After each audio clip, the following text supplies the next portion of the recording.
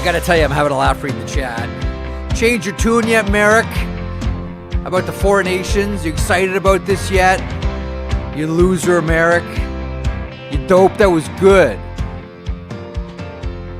I want to get there in a couple of seconds.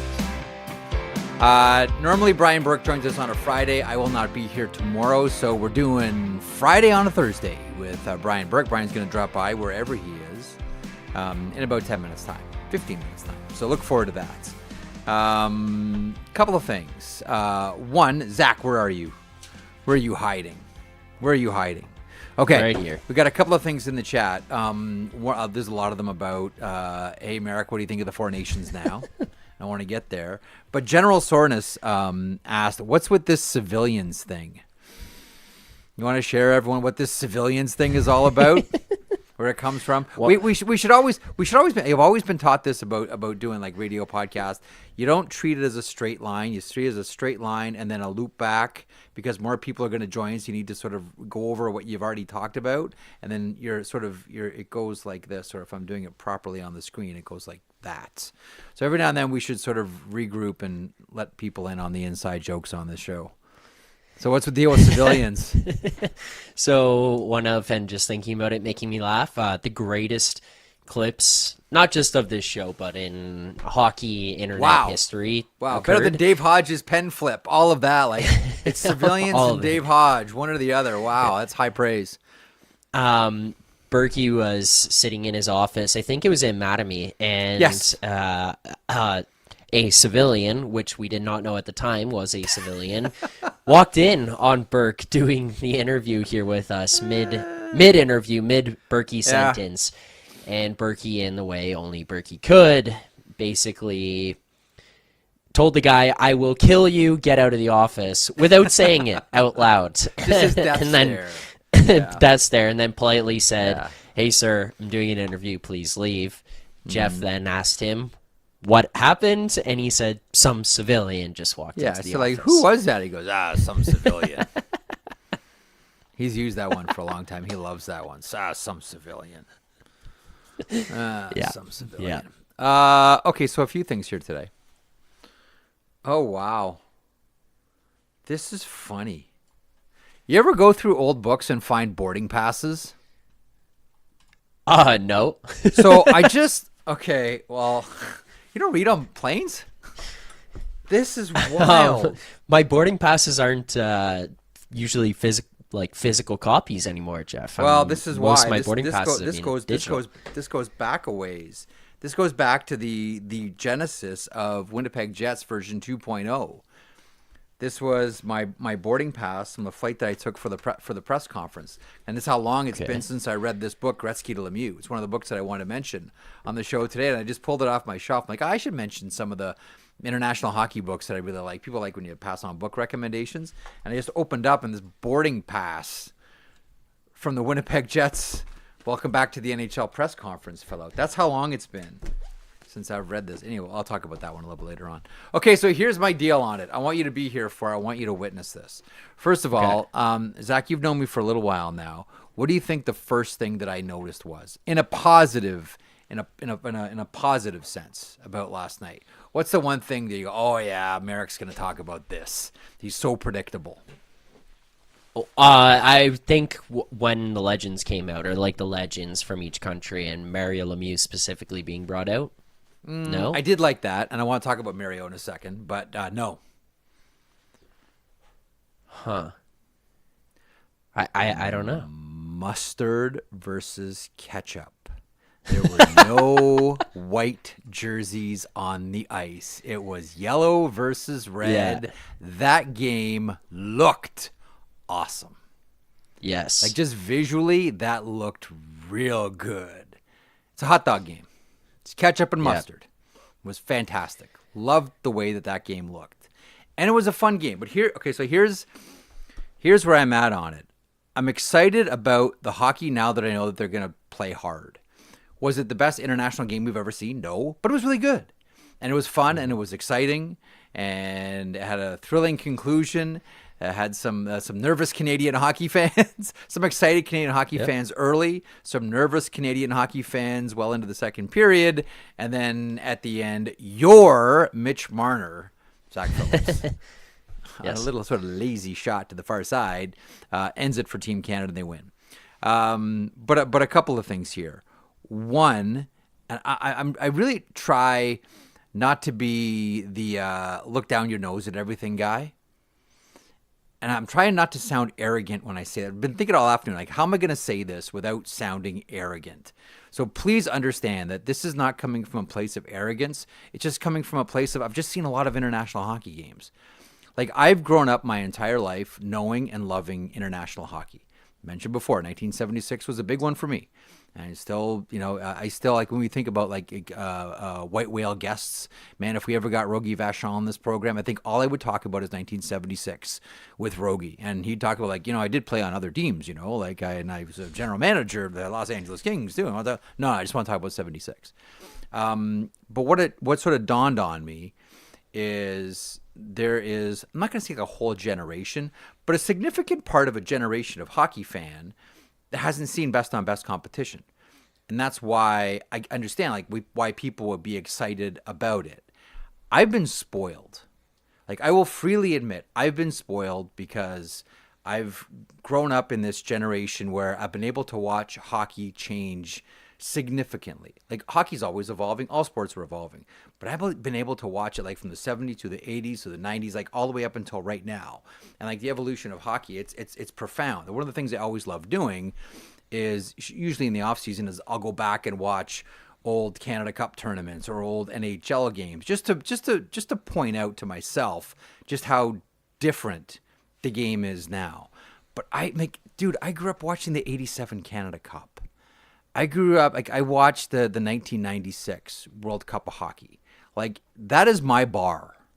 Okay, like when you say, hey, is this a good tournament? Were these good games? That's what I measure it against. Now, I don't want to be someone that allows the concrete to harden, or doesn't allow the cement to harden around any of his ideas or thoughts about everything was better in the past and blah, blah, blah. Because, you know me, I'm the person that wants every single record broken. I want every record broken because I want every single person in hockey to be able to experience things that I have, namely records that we thought would never be broken. And games, I don't just want Wayne Gretzky to be considered the greatest hockey player of all time forever. I want other people to take that mantle. I want people to be able to appreciate and experience their version of what I saw with guys like Wayne Gretzky and Mario Lemieux. All I'm saying about this tournament is, and I can't get excited about this one because this one is a complete one and done. This one is just like a random, in place of the All-Star Game tournament. Michael Farber is a huge inspiration of mine. One of the best hockey writers the game has ever seen. And he put it so succinctly in a conversation he was having. Gary Lawless, in one of his pieces this week, mentioned this, that Farber synthesized the tournament like this. I've been trying to say this for a couple of weeks now, Zach, but I'm kind of like roller skating down a gravel road. Farber's a poet, and Farber puts it succinctly and perfectly. I'm just blathering out words. Farber says, this is a tournament without a past and without a future. And that's what this is. That's why I can't get excited about this. I can get excited about the Olympics. I like that there's a calendar that includes a World Cup of Hockey now, and we suspect that this is going to continue and be robust, and now we're going to have a schedule for what international hockey is going to look like as a complement to the NHL, which I think is fantastic. We can quibble about where it should be, and I personally think it should be before the season, not at the end of the season where injuries are more of a factor, but discuss amongst yourselves. At least we're going to be getting some more international hockey action. So am I excited about this tournament? No, but I really liked the game last night. And I'm probably going to like U.S. and Finland tonight. And I know I'm going to love Finland-Sweden on Saturday afternoon. And I know I'm going to love Canada versus USA. But am I excited about the tournament itself? No. But if you're looking for a bar to jump over, Canada Sweden last night jumped over the bar. I'm glad they're playing hard. I'm glad this is like two teams that are really going for it. Unfortunate what happened to Shea Theodore. That really sucks. But I understand that, look, you can't expect everyone to come out clean from this tournament. There are going to be injuries. And the first one, Vegas Golden Knights. And I see you cynics out there that are already waiting for Vegas to put them on LTIR.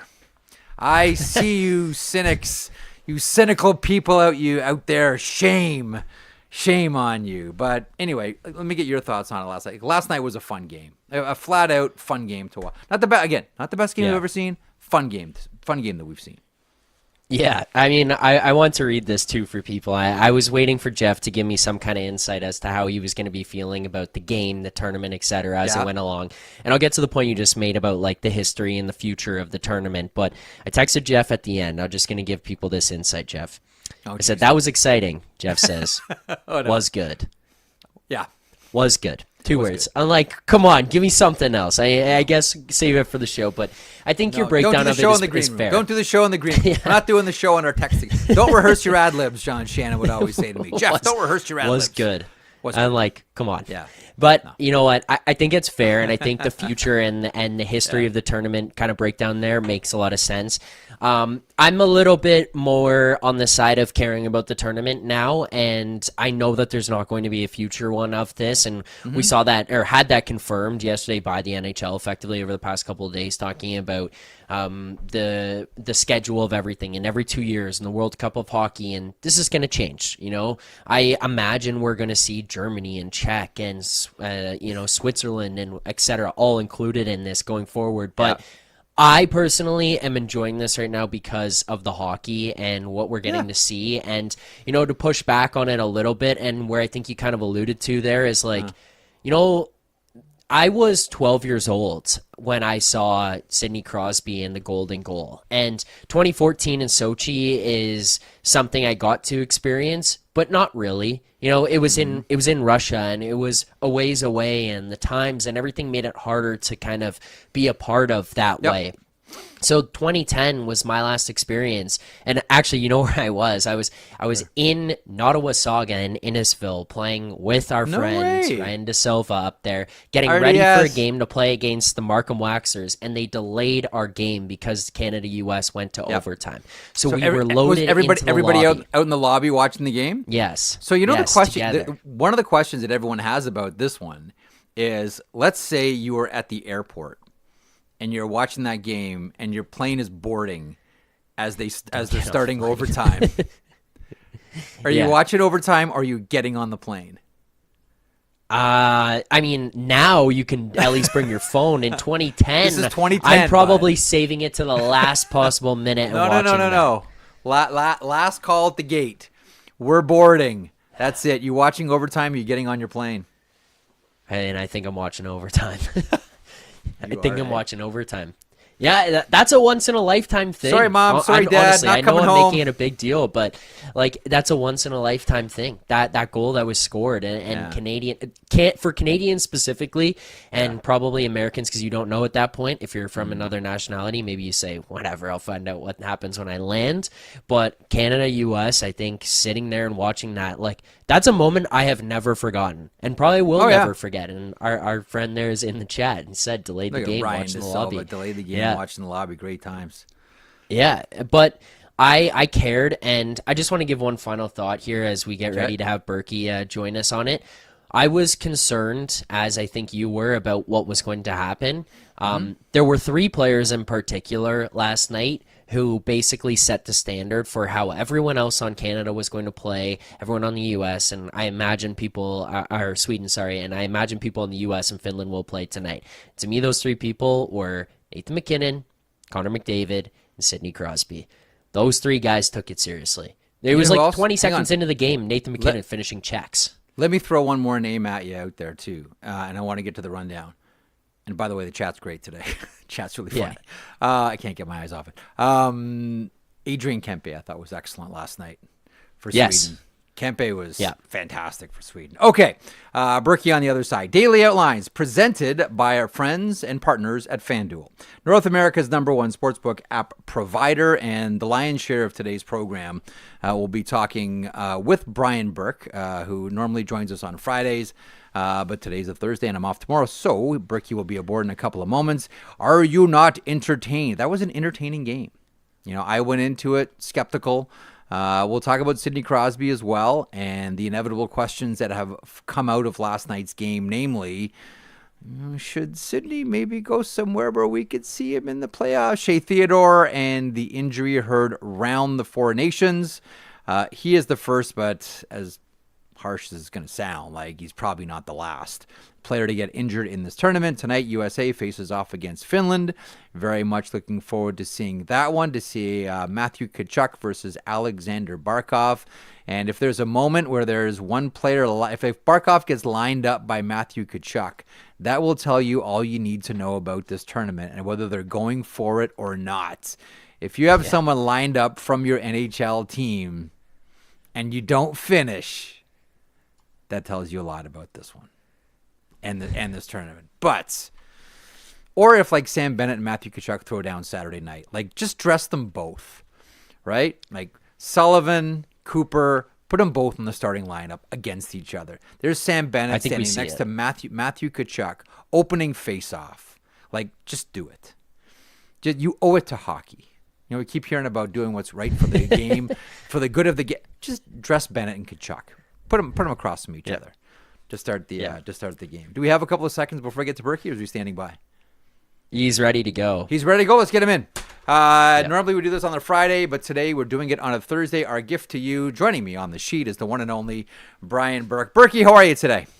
Good, Jeff. How are you? I am very well. I will tell you, I was very skeptical going into last night's game. I wasn't sure whether it was going to be no-touch football.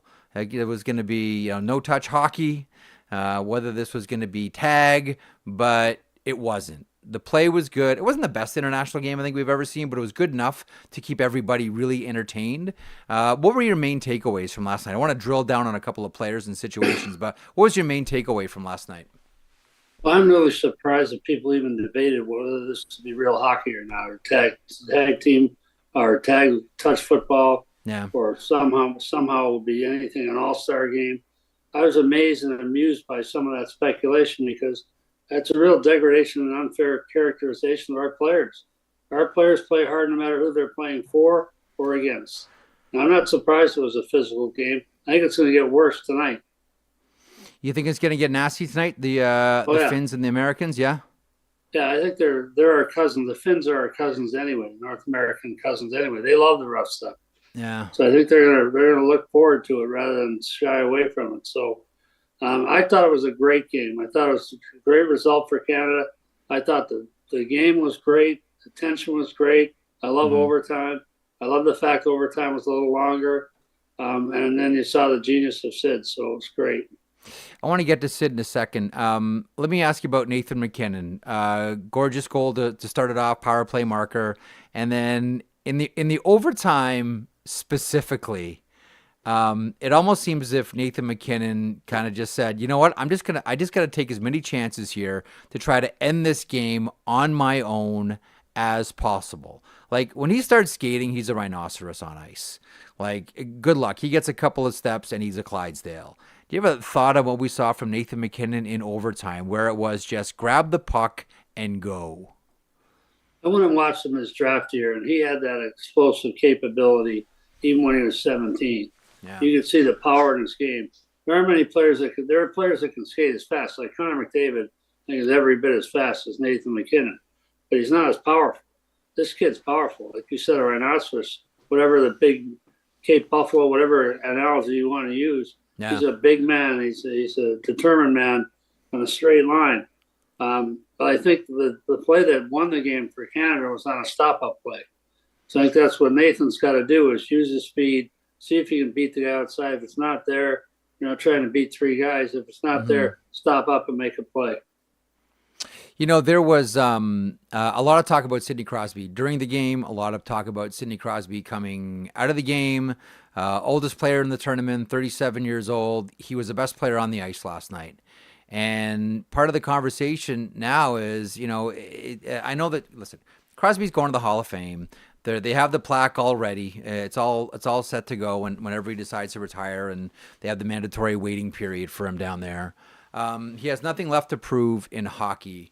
But did not part of you last night look at that and say, man, wouldn't it be great to see this guy still competing for the Stanley Cup? Again, no slight against the Pittsburgh Penguins, but we all know where Pittsburgh's at right now.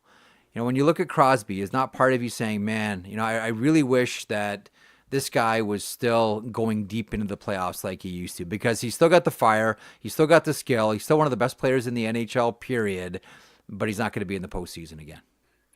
Well, I think that's, you know, with the cap going up, there's a chance they could show him a path to get back to the playoffs somehow. They'd have to make some changes and spend more cap money. But I would never have that conversation with Sid.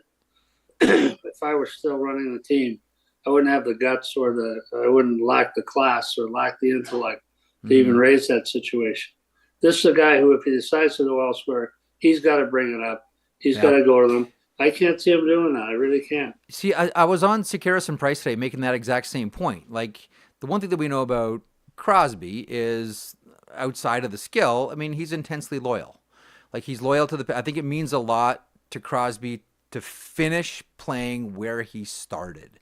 You know, there are some guys that, you know, will look at their career on HockeyDB and see like 20 years Pittsburgh Penguins, 1 year Minnesota, 1 year Colorado, 1 year Philadelphia, like, and it's not very settling for them. But to me, I've always got the impression that Crosby wants to end his career as a Pittsburgh Penguin, and that loyalty means something to him. And I would even go one step further, Berkey, and say that part of the reason why Crosby has this level of excellence attached to him, part of that fuel is loyalty, and loyalty to the Pittsburgh Penguins. Agree or disagree? I agree. And loyalty to those two guys. He's played this 18 years with the same two guys, or 16 years with the same two guys, with Malkin and Tanger. Yeah. And I think you'd like to, when you're talking about finishing your career, they're setting new records and milestones about twice every season, or 3 times a season. They'll pass another benchmark. So Sid goes to 600 or 700, whatever it is. Letang goes to whatever. Malkin goes to whatever. These are all yardsticks and records being set in tandem, in trio. So really, I think it's more, the legacy is way more than 3 cups. The legacy is 3 cups plus all the individual records that have been set on behalf of the 3 of them. We're playing together. No one's ever done it before. You know, one of the things I think that I know I'd be curious about this because I don't think I've ever asked you about this. Wayne Gretzky got traded, right? Like, if Gretzky, the old saying, Gretzky gets traded, anybody can get traded. I would imagine that as a manager, though, are there just some players that you don't even bother asking about when you're making your calls? Or when you're with the Penguins, would people actually call and say, are you thinking about Sid? Or does everyone just understand that that's a no-fly zone? It would be a real short and real angry call. It would be hanging up on a guy and going and telling everyone how stupid he was. I think you owe a certain player. You're talking about a very small group. A certain group of players deserves a level of respect that they get to call their own shots. And Sid's on that list. He's number 1 on that list. But if he wants to go somewhere else, people would understand it, and they'd say, okay, where do you want to go? And that might happen someday, but I can't see it. I think he's too loyal. And I think these other accomplishments that are being logged all along, they're not the same as winning the Stanley Cup. They're memorable. They're writing history just about every 2 months.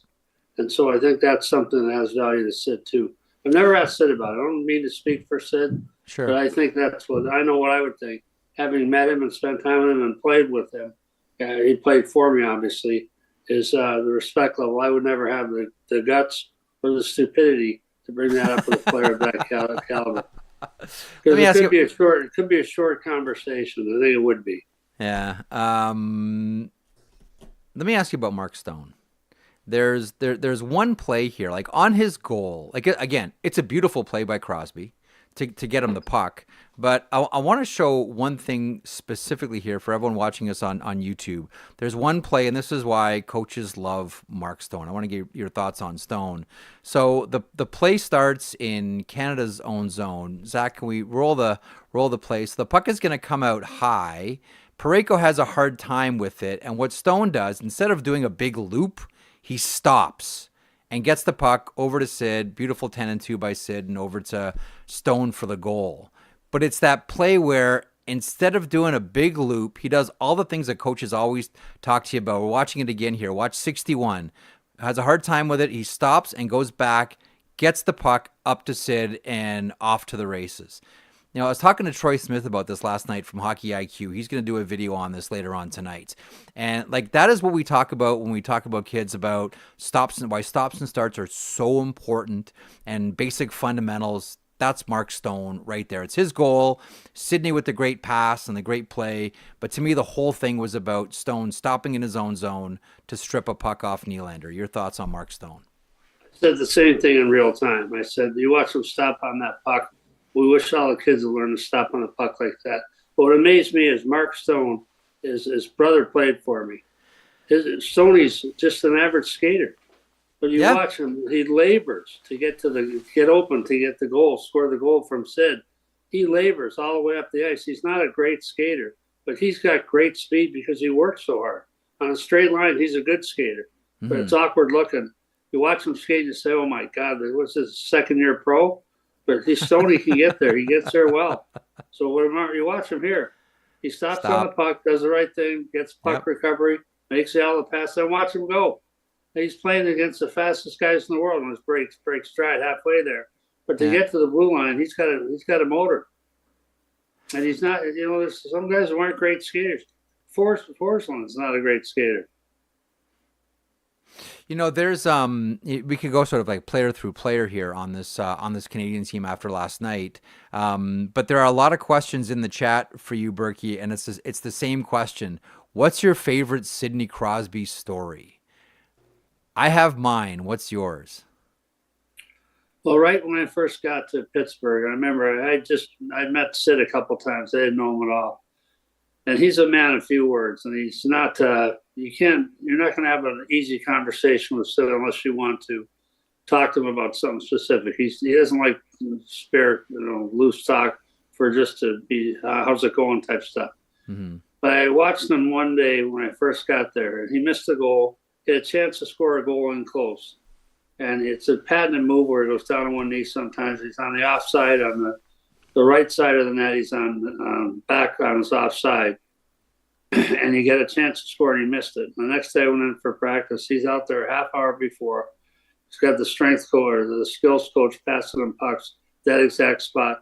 He worked on this move, worked on repeating that exact same goal for probably a half an hour, maybe 35 minutes.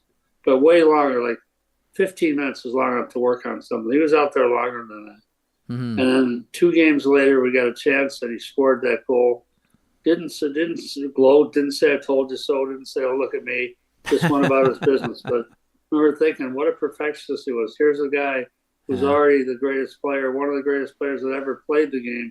He's working on one thing because it didn't work for him one game before. I'll never forget that. One of the interesting things about Crosby, and I want to use this to sort of transition into Mario Lemieux, who we saw last night. As you mentioned, Sidney Crosby is a man of few words. We don't know a lot about Sidney Crosby, the person. He keeps that separate from his professional life. And Mario Lemieux was the same way. And that's why I think part of, the surprise of seeing Mario Lemieux out there was, he's one of the greatest players of all time. As far as one-on-one skill goes, he's probably the best player of all time. Yet we don't know a lot about him. He's not very accessible. He's not really around outside of when he owned the Pittsburgh Penguins. He's not around, capital H hockey. Were you surprised to see Mario out there last night? Yeah, I was, but I thought it was great. I sent him a note after. What a great reception. He's such a great player, such a revered by Francophones, loved by everyone else.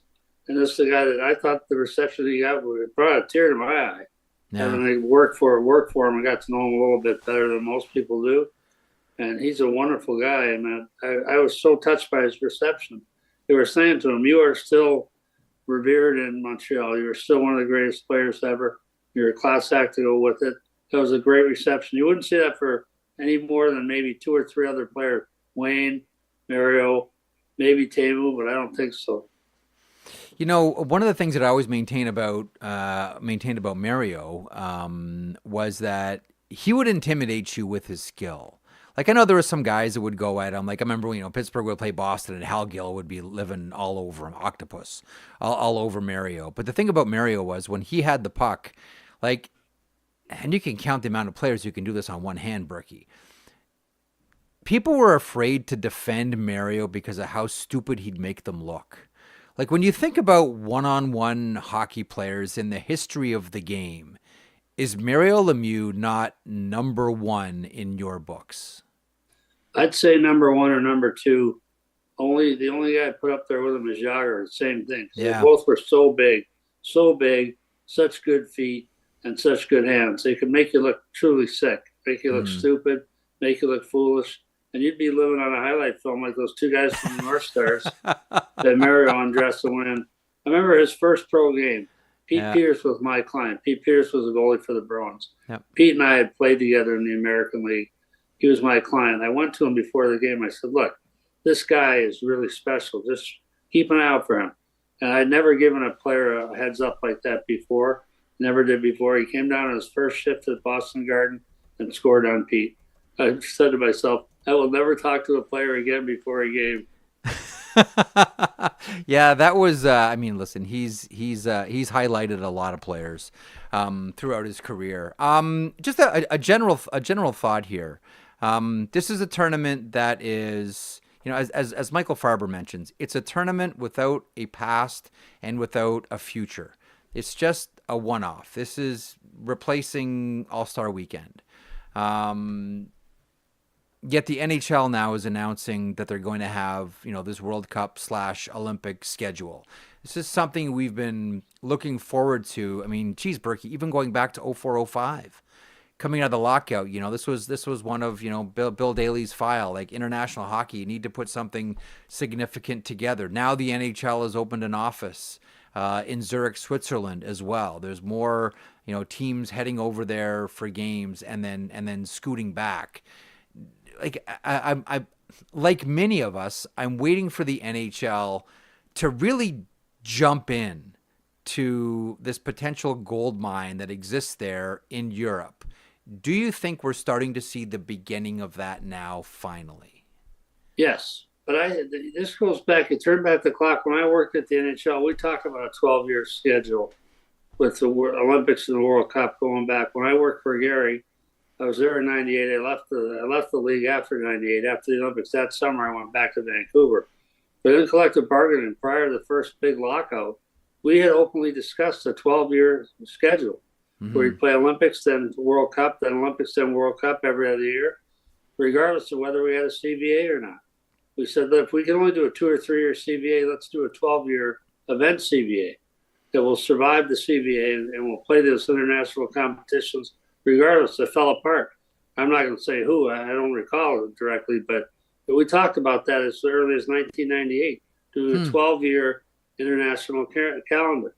So, yeah, it's overdue.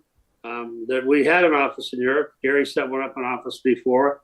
This is a new thing going back again. But the league has groomed all of that stuff by having those games over there, playing preseason games to start and then regular season games. Bringing different teams over that have international players on them, targeting the opponent with the right representation internationally. It's been done surgically and very intelligently. And, yeah, we're set to grow this thing even more. There was I can remember being a kid and going to Maple Leaf Gardens to watch, and you can see the game on YouTube. It's cool. Every now and then I'll go back and watch it because I'm like, oh, man, I was a kid. I was there. I remember watching this game. And it was the Toronto Maple Leafs versus Kladno.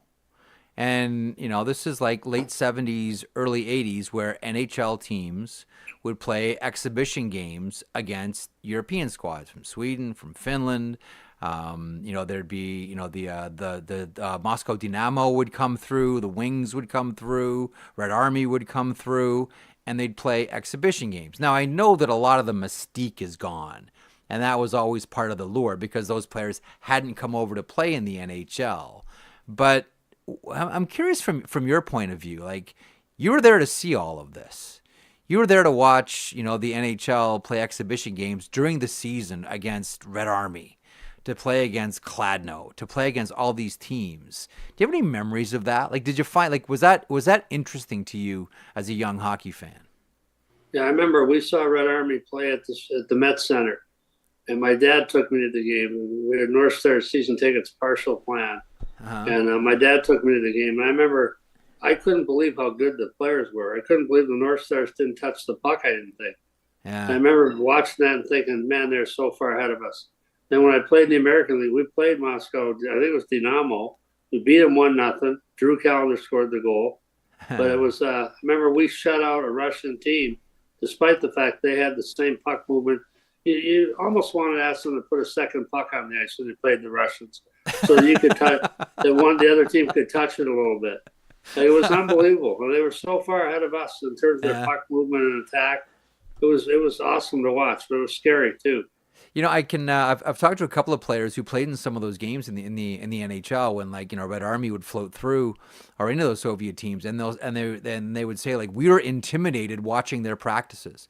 We had never seen anyone practice like that before, and that was, our coach would finally say, guys, you don't watch the practice, or you'll be too, like, mentally intimidated for the game that night.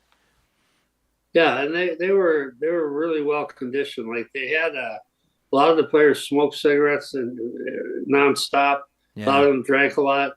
They didn't have great training habits, a lot of them, but they had great stamina. They had great individual speed and skill. Mm-hmm. But the puck movement was what killed you. It's like, reminds me when I played games for the alumni. So the alumni, when I played for the Canucks or the Flames alumni, we'd play a bunch of police teams. Yeah. All these police and firefighters, they're all 25 and 26, 27. They can buzz around and move the puck. We beat them with puck movement. Just beat them by hanging on to the puck. And that's what the Russians would do. You wouldn't touch the puck. You'd say, like, for God's sake, can't we touch this once? The puck movement. They'd move, get open, get the puck back, move, get open. Yeah. Very, very choreographed approach. Well, it's interesting because, when you played in the American League, you were playing in Maine, part of the Philadelphia Flyers organization, and this was still probably the effects of Fred Shero. Fred would go to Russia, and he would learn from some of the great Russian coaches in the past, and we saw that as much as we talk about the Philadelphia Flyers of that era being the Broad Street bullies and beat them in the alley and kick sand in their face and take their lunch money and steal their per diem and take 2 points and all that. Like, that Flyers team was good. Like, that Philadelphia organization. Like, you're talking about moving the puck. That Flyers team moved the puck like they were a Soviet squad. Yeah, there wasn't the Broad Street Bullies is really a misnomer because they were a tough team. Mr. Allen and Mr. Snyder watched the St. Louis Blues bully the Flyers. Yes. And that's when it all started. Back then, that's when Mr. Snyder said to Keith Allen, I don't ever want to get pushed around like that again. That was the origin and the origin of the whole thing, the Broad Street Bullies, because of the way they got pushed around by St. Louis. So they said, we'll never get pushed around. And it was a physical team, and they liked to fight. They earned their pay that way. And the Philly flu was a real thing. But they underlies the fact they had really good players. They had great leaders, too. Bobby Clark, Rick McLeish, Billy Barber, Reggie Leach. They had great players, great individual players. Mm-hmm. One of the things that was interesting yesterday, Gary Bettman and Marty Walsh, commissioner of the NHL and executive director of the Players Association, am I allowed to say acting chummy this close to a CBA negotiation? Like, Brian, I'm not used to this. Like I go back to the first lockout, 94, 95, and the acrimony, and then the 204, 205, and the get me the salary cap, and the head of Bob Goodnow, and like acrimony all the way. Like I have not seen the NHL and the Players Association be this chummy entering a CBA negotiation. Do we look at this and say this is going to be a peacetime CBA? This is going to be a CBA that's done relatively quietly and easily? Well, the last one was as well. So I think the answer is yes. This goes back to I was involved in all of this stuff, so I can speak about it very, very frankly and freely. This is what happened once they got new leadership at the union and got a salary cap in. It was 50-50. So at that point, the players had the same stake in the game as the owners do. It wasn't the same fight. They moved the chairs around so the players were swinging at different targets, but not at the league necessarily. They said, okay, we're going to guarantee your revenues. We're going to put salary minimums in. So one of the genius moves that Bob Goodnow said, if I'm going to agree to a cap, you've got to agree to salary minimums and do revenue sharing. Yep. If the Toronto Maple Leafs want to pay less for their players, they got to share that money. So that was the genius of the system is it's a salary cap. There's also salary limits and there's revenue sharing. So the system should work over time, and there shouldn't be work stoppages and lockouts. So that's why they've evolved in the unions, and the other unions have as well.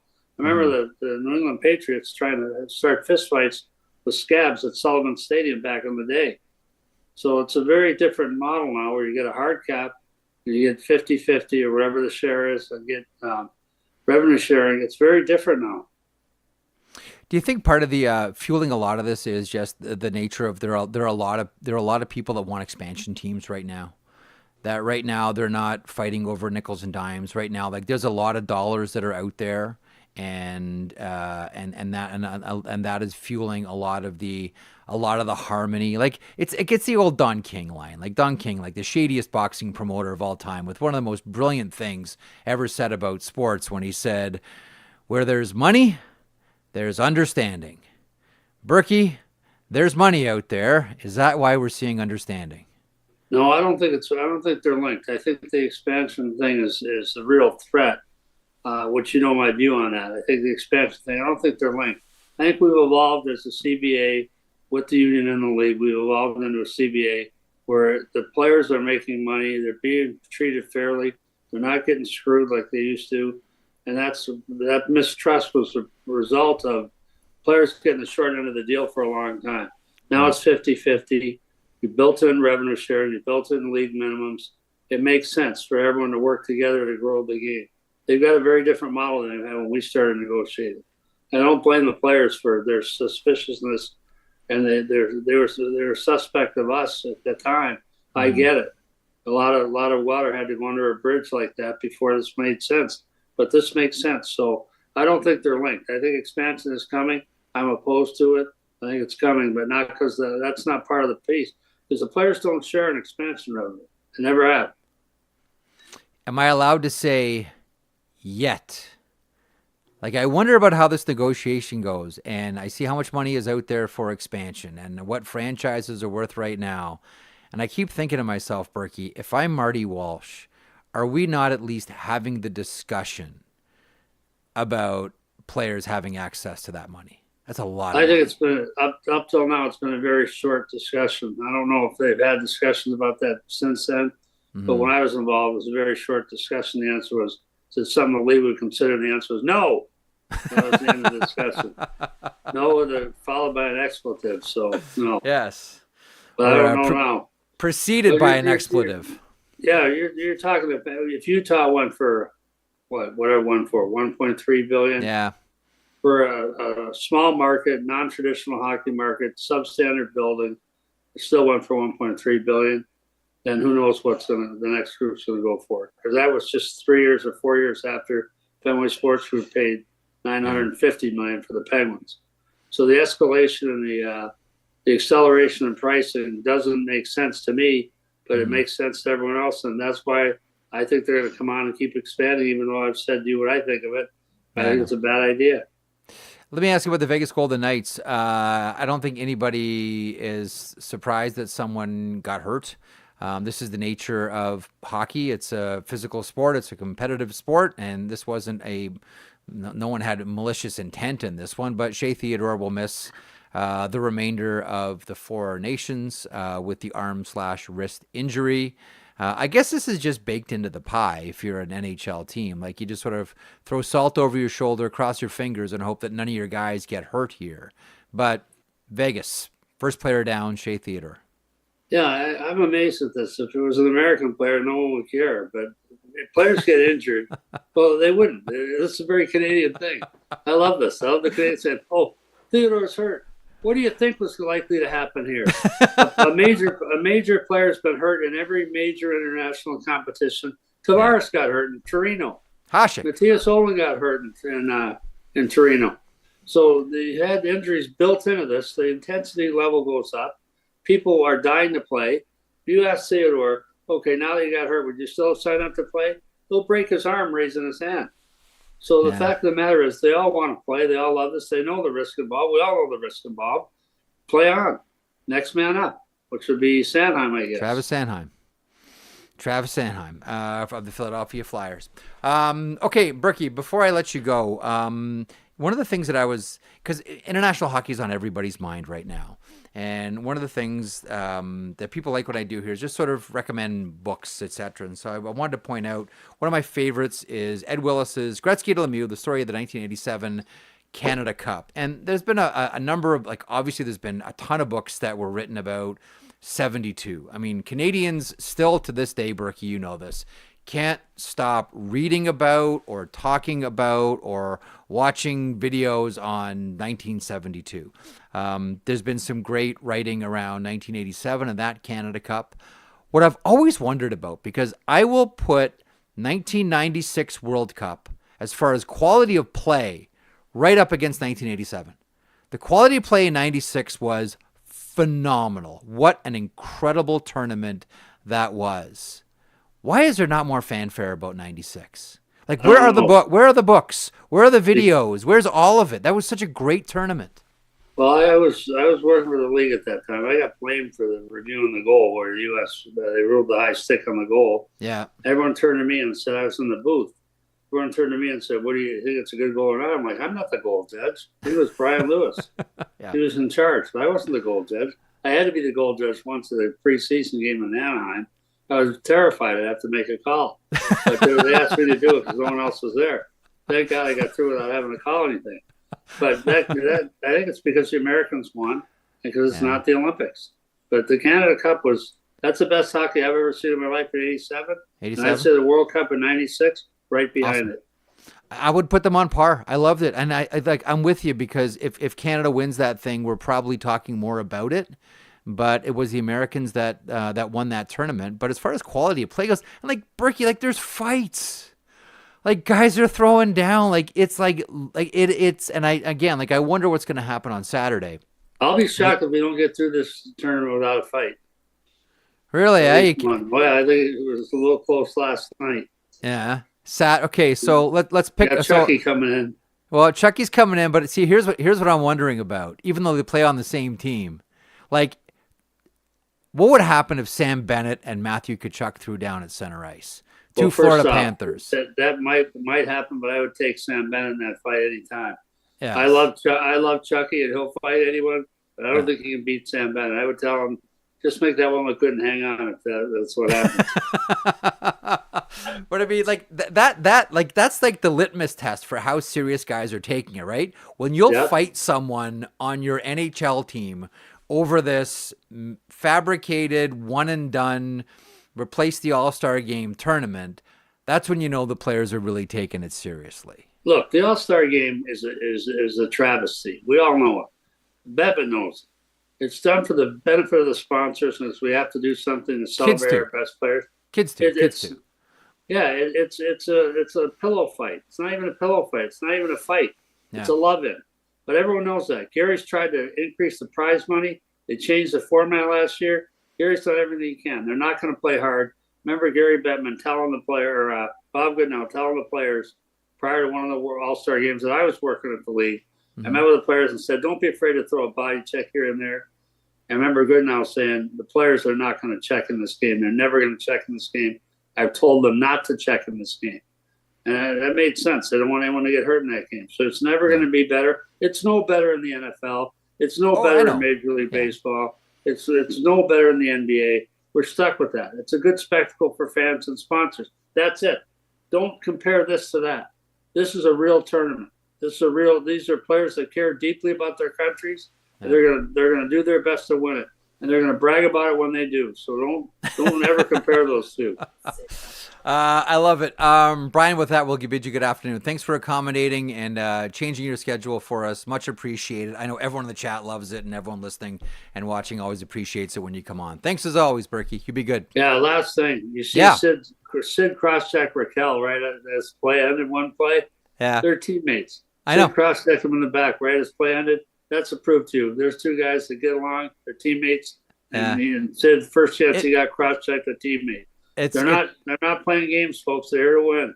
It's funny, I was saying yesterday, like, oh, Crosby's not going to go after like Carlson or Raquel, like they're teammates. And I'm watching the game, like, okay, well, maybe I should just sit this one out. I'm talking it's from not the pro back seat wrestling, on folks. this one. It's not pro wrestling, folks. It's hockey. There's no pretty blue mats around to soften the landings here. No folding chairs either. No, you be good, Berkey. We'll talk in 8 days. You be good. Thanks, Jeff. There he is. Brian Burke joins us every week here on the sheet. So there's a lot in there. Can you tell that Brian likes international hockey? But the thing is, like, I think everybody does. Like, what's not to like about it? Again, I'll just say I was just skeptical about the nature of how this was going to be played. And thankfully, I did not need to be skeptical because the quality of play was high. Zach, every time I looked at the chat again, I'm getting a giggle, I'm getting a laugh. You got some highlights there, or yes. anything you want to share from that Berkey conversation that tickled your brain? Well, I was active in the chat here today while Berkey was on. I was flying. I saw around Jeremiah there, so was like going on about how great you are and blah blah blah blah blah. Yeah, I mean, it is what it is. I'll take it. I'll take the compliments when they come. As well, I mean, Colton texted me about bringing up 2010 and how Colton Davies, that is, and I mean, good memories for him as well. And I think that's kind of where a lot of people are at, probably around my age, is just how long it's been since we've seen this. But I've got one for you that I think you'll like, especially considering like around where you're at. Berkey was talking about passing and moving the puck, and when they were playing in the alumni games against the police departments and the fire departments and stuff, in my midget year of hockey, my final year of midget, I don't know what it's called now, but it's not midget. Last year of minor hockey, U16. Okay, was it U16? It was my last year before university. Or was that U18? Yeah, maybe U18. Because U18 is the 2-year cohort. Okay, yeah, so that would be it. So that was my last year of U18, I guess. Dan Dow was my coach in midget hockey. Yeah, Waxers. He still coaches there. Yeah, and my buddy Jeff Murray is married to his daughter. It's great. Dan's a great guy. Oh, really? Yeah. Yeah. Oh, yeah. Okay. Yeah. So, Dan would like take part in drills and stuff with us, or like mess around with some of the scrimmage stuff that we would do. Yeah. And watching him do things was unbelievable because, he's not ripping around, but his ability to find open ice, find spaces without having to work too hard or move too quickly to get there or to find people was incredible, honestly. Like, just watching him kind of take part in practice with 16, 17, 18-year-old kids at that point in time and be able to kind of take over, it just brought up that memory when Berkey was talking about it with them playing those alumni games. I remember playing, it's funny, this would have been in Oshawa in the old rink. I was playing a charity game, I want to say it's like 2003. How old would he have been then? So I was playing on a line with, you'll love this one. I was playing on a line with Norm Ullman, who was my center, and Ron Ellis.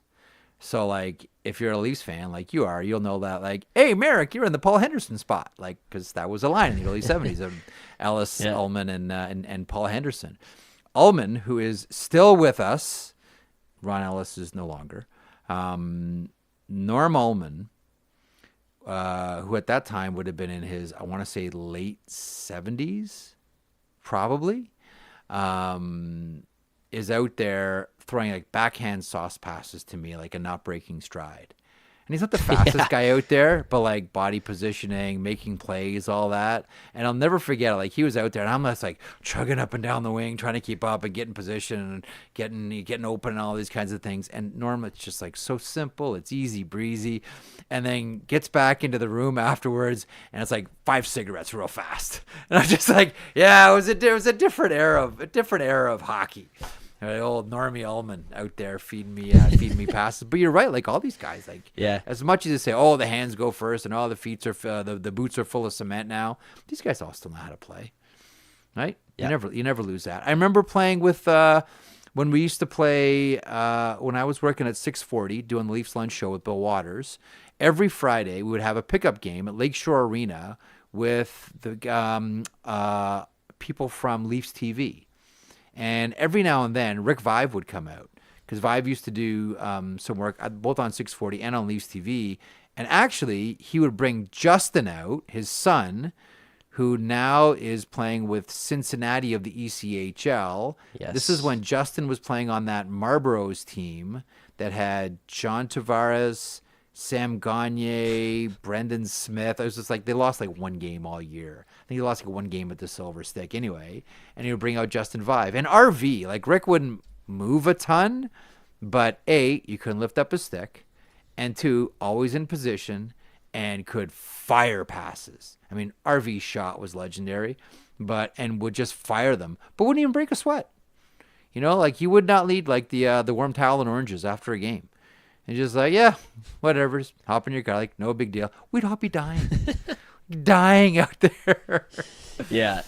Never lose it. I just thought it was funny hearing him say that because it's like I've seen it firsthand. I remember like practicing power play and Dan would take a spot or Dow would take a spot on the power play like to explain what to be doing. Yeah. And you're ripping around. You think you've got everyone covered and all of a sudden there's a pass that goes across and it's him just with a quick little snapshot beats the goalie and then he's skating off around laughing, being like, you idiots, laughing at us. Danny's still coaching. Danny's still coaching Waxter's U18. Danny's still out there. Okay, a couple of things here. Want to once again mention our friends at FanDuel, partners of this program, proud to connect fans to the major sports moments that matter to them. Tonight, USA versus Finland, 8 o'clock Eastern, Zach. Very much looking forward to that one.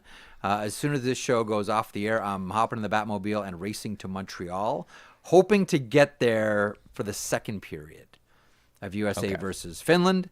And then tomorrow, the 2 huge games. Like, we know that Swedes and Finns don't get along when it comes to international hockey. We get to see that tomorrow, 1 o'clock Eastern, and then USA versus Canada at 8 o'clock Eastern. There's Saturday. only one. Oh, sorry. What did I say? You said tomorrow. Saturday. I keep thinking tomorrow is Saturday. I know. This whole Berkey thing today threw me off too. Did it throw you off too? Burke. I'm like, I kept thinking, like, what day? Because I was trying to write stuff. I'm like, Thursday, Friday. I wrote Friday a couple times. Like, not Friday. Tomorrow not you're Friday. clean. Everyone's clean tomorrow. Yeah. You're clean tomorrow. You get to catch your breath. Tonight, USA versus Finland. Saturday, 1 o'clock Eastern, Sweden and Finland. USA versus Canada, 8 o'clock Eastern at the Bell Center. There's only one thing that I know about Saturday. I know how it's going to go with the anthems. Other than that, no clue. Yeah. Other than that, and zero clue. The announcers last night asked people too. I mean, we don't have to spend time on it, but if you listen, they asked people effectively do not boo the anthems. Boo. Yeah, just like please try to behave yourself. Yeah. Look, we're going through a tough time with our neighbors, and it's not with our neighbors; it's with one specific neighbor who's not behaving very neighborly right now. Let's just get through the anthems, move along. Get to the game and go back to being neighbors. I say that knowing full well that is not going to happen. Here's what I want to do. So I pulled this one out. That's so weird that I got with Winnipeg Jets. Boarding pass. So what I want to do next week, maybe we'll do this on Monday. I just want to make some book recommendations. International hockey. Okay, whether it's Team Canada, the history of Russian hockey, all these types of things. I'm just gonna go through my shelves and pull out a few of these and just make some book recommendations. Have I mentioned that I want to do a book club on this show? I think Yeah, a couple times. Can you see what I'm sort of inching towards here and hoping that it sort of picks up steam here? Always wanted to do it. Yeah. So I'll just go over a list on Monday. Because one of the things I get asked about is like, what are your favorite hockey books? Like, man, that always kind of changes. I don't have like one. Like Road to Olympus, I love. They Call Me Gump, I love. Like I think everyone should read They Call Me Gump, the Gump Worsley book, which is tremendous, which is a fantastic read. A lot of the books behind, Puckstruck is great. Lions of Winter I have behind me is awesome. This is a really good read. Ed Willis, Gretzky to Lemieux. But let me just go through like a number of international hockey books. How about that for Monday's show? All right, write that down, Zach. Sounds good. Write that down. Yes. Do our show prep. Do more show prep here on the air. How about that? Anything you want to add before we sign off here and I get on to the 401? Yeah, last night's game was a lot of fun. I did really enjoy that. That was exciting. And I'm really excited for Saturday. And if you are in Vancouver, Edmonton, or Toronto and you're looking to watch the game with some people, make sure to head on over to nationgear.ca. I'm saying this to promote myself and Nick Alberga, Jeff, selfishly, but also we are doing it across the Nation Network, as I just mentioned there. Vancouver, Edmonton, and Toronto at Greta Bar, in all the respective locations there at Greta. You come out for the watch party. They've got different packages that you can get at each one there, whether it's for drinks and food or whatever it may be. But watch with people from the Nation Network across here in Toronto. If you're in the Toronto area, if you're downtown, wherever it is, we will be watching Nick Alberga and myself. And I think I don't want to put him on the spot because I don't Producer know Vic is if coming? this vacation. I don't know. I don't know if the vacation's over yet. Well, but Producer there's Vic rumors is that Producer actually- Vic may be there as well. Vic may Yes. show up. Yes, we'll The see. ghost? We'll see. The ghost is going to show up. Yes, I'm watching Morning Cup of Hockey this morning, and all of a sudden I see a name pop up. Vicky in the chat. I'm like, whoa, look, where did this guy come from? Yeah, you may be there. But come join us on Legend. Saturday night. You need a ticket. Go over to nationgear.ca. The one in Toronto is free. You just need a ticket. You need to register, but you can come hang out with us and watch the game. So I want to throw that out there. That's on King Street. That's a really cool place. Greta's awesome. Yes. I haven't been to the ones out west. Yeah, I love it. I've been to the one in Toronto. It's a fantastic spot. It's really and the people that run it are awesome too. They're great people that run that place. Yes. Very, very cool. All right. Thanks to Brian Burke for stopping by and juggling his schedule to accommodate mine. So thank you, Berkey. Zach, you're going to be without me for 24 hours. I know you'll somehow survive. Enjoy. Maybe. What are you gonna do tomorrow? You get the afternoon off. What's an afternoon off for you? No, look I like? don't. What are you gonna do? What do they got you doing? No. I got a call from our bosses once they found out that we had the afternoon. Oh, off. It's like, no. Hey, No way. Maybe we could help with something. I've got a meeting coming up after this to figure out what we're doing tomorrow. There's a commercial in the works that will be being sorted out. It's a Leafs related commercial that's being sorted out for something. So we're working on that, and that'll be taking place in the Sheet slot tomorrow afternoon. That's what I'll be up to. That's what you're gonna be doing. The Working slot on area. Working on The a Sheet commercial. slot area. Oh God, don't Yeah. even. Yeah. Good goal. Yeah, slot area. Okay, yeah, fine. Yeah. Jerk. All right. I take everything nice I said back. Everything nice I said about you, I take it all back. Hey, listen, enjoy a few days back on Monday here for the Sheet. Thanks for joining. Whether you're listening on the podcast, your various podcast platforms, whether you're watching live on YouTube, in the chat or not in the chat, still love you. Watching in the archive, really appreciate you being aboard here. This is an interesting time in hockey right now because, getting a little bit of a taste of international hockey, even though in some ways I get it if it doesn't really feel like international hockey to you. Just think of it as like a little sort of bonus, right?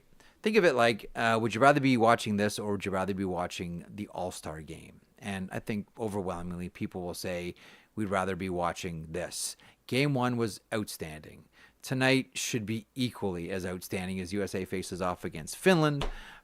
Enjoy all of it. Enjoy the chumming of the waters for a more robust international schedule with your favorite NHL players. Enjoy the next couple of days. Listen, be nice to each other on Saturday. We're supposed to be neighbors. Supposed to be nice to each other. Enjoy the game. Zuh. Finland, USA tonight. Sweden, Finland Saturday. Canada, USA on Saturday. Talk about all of it here on Monday. Thanks for joining me. See you in a few days.